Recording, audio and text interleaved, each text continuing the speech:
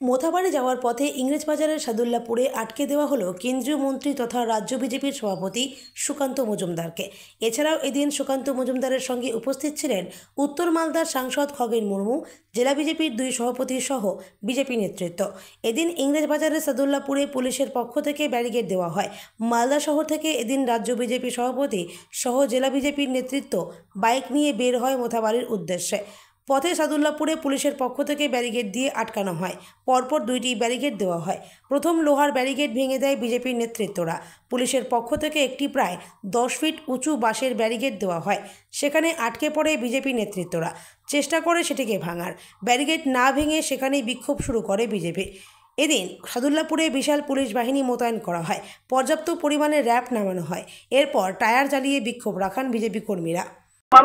দেখুন, এই পুলিশ সম্পূর্ণরূপে মমতা বন্দ্যোপাধ্যায়ের নির্দেশে জিহাদি পুলিশে পরিণত হয়েছে এবং এই পুলিশকে যখন আমরা এসে বললাম যে কেউ যাবে না, আমি একা যাব, একা গেলে 144 ধারা 163 ধারা কোনোভাবে উল্লঙ্ঘন হয় না। 5 জন অব্দি আপনি ঘুরতে পারেন, 5 জনের বেশি হলে আপনি 144 ধারা ব্রেক হয়।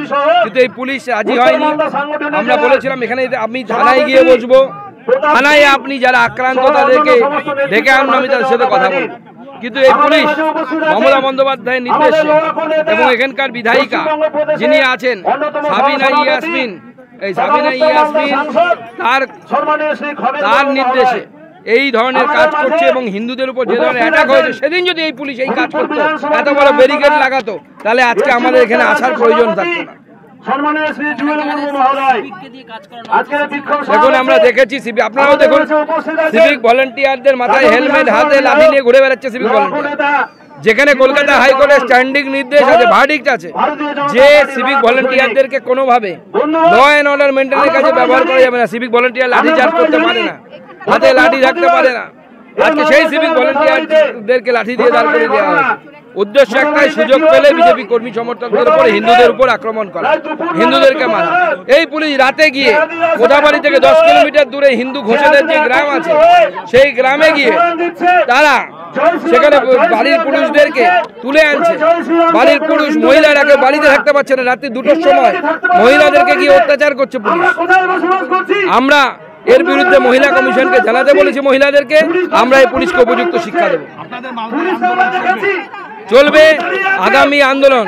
আজকে যেহেতু আমাদের যেতে দেওয়া হলো না, আমি আজকেই এখান থেকে আমাদের আন্দোলন ঘোষণা করব। আগামী দিনে আমরা কবে আমরা কি আন্দোলন করব, আমরা আজকে এখান থেকে ঘোষণা করে দেবো।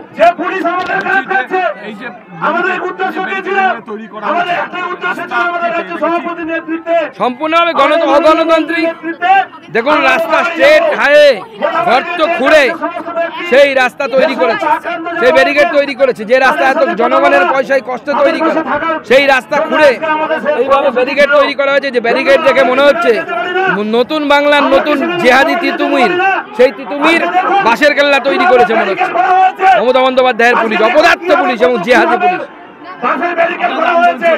আমাদের আন্দোলন চলবে, আগামী দিনেও আমরা আন্দোলন করব।